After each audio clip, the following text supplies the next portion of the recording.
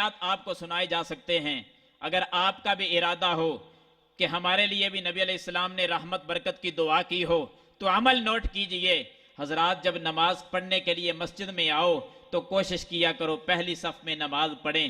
پہلی صف میں جو بندہ آ کر کھڑا ہو جائے، اللہ کی قسم سنن نسائی میں حدیث ہے، عرباض بن ساریہ رضی اللہ عنہ فرماتے ہیں کہ اللہ کے رسول صلی اللہ علیہ وسلم کو میں نے اپنے کانوں کے ساتھ سنا تھا، کان یصلی علی الصف الاول ثلاثا، نبی علیہ السلام پہلی صف میں آنے والوں کے لیے 3 مرتبہ رب سے دعا کیا کرتے تھے، اللہ اپنی رحمت نازل فرما دے جو پہلی صف میں کھڑے۔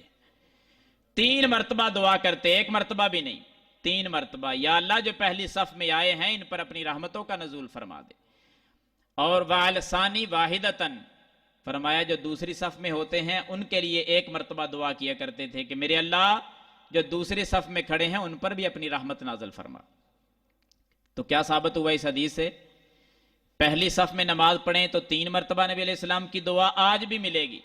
دعا کر گئے، اب عمل ہم نے کرنا ہے اس دعا کا حقدار بننے کے لیے۔ تو عمل کریں گے بھئی سارے بھائی؟ وعدہ کریں، نماز پڑھنی پڑے گی، یہ شرط ہے پہلے، نماز 5 وقت کی پڑھیں گے تو پہلی صف میں آئیں گے نا، پڑھیں گے سارے بھائی نماز۔